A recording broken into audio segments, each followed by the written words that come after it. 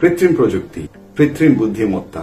আপনাদেরকে দেখাবো আজকে আরেকটা উদাহরণ কি অচিন্তনীয় এটা কাজ করতে পারে। ক্লাস 9 ক্লাস 10 এর আমরা যে কৃত্রিম প্রযুক্তির সফটওয়্যার বানিয়েছি, দেখুন রসায়ন, কেমিস্ট্রি, ফিজিক্স সবগুলো আছে এখানে, এবং সবার যেটা কমন সাবজেক্ট সেটা থেকে গণিত থেকে আমি এখন সিলেক্ট করব।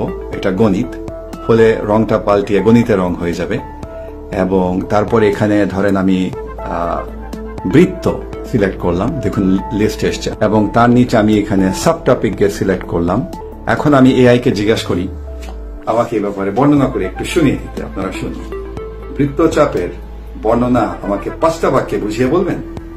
বৃত্তটা হলো একটা বন্ধ বক্ররেখা যার সব পয়েন্ট কেন্দ্র থেকে সমান দূরত্বে, মানে সেই বক্রতার মাত্রা তুমি সহজেই ক্যালকুলেসে পেয়ে যাবে সীমা আর ডেরিভেটিভ দিয়ে।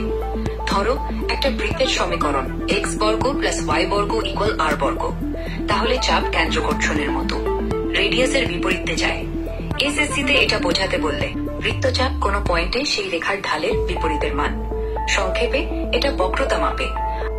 আমি বুঝতে পারলাম না, আমাকে আরো সোজা করে মাত্র 3টা বাক্যে বুঝিয়ে বলবেন। বৃত্তচাপ মানে গণিতে বক্রতা কতটা, অর্থাৎ লাইনটা কতটা বাঁকা। যত বেশি চাপ তত ঢালু বাঁকা, যেমন গাড়ি ঘুরলে আরো জোরে ঝোঁক লাগে।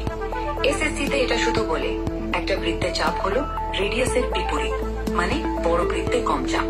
আমি এটাও বুঝলাম না, আপনি আমাকে 2 বাক্যে আরো সোজা করে বুঝিয়ে বলবেন। বৃত্তচাপ মানে লাইনটা কতটা বাঁকা, যেমন ঘুরে বেড়ালে কতটা ঝোঁক লাগে। বড় বৃত্ত কম চাপ, ছোট বেশি। কৃত্রিম বুদ্ধিমত্তা, কৃত্রিম প্রযুক্তি ব্যবহার করে দেখবেন।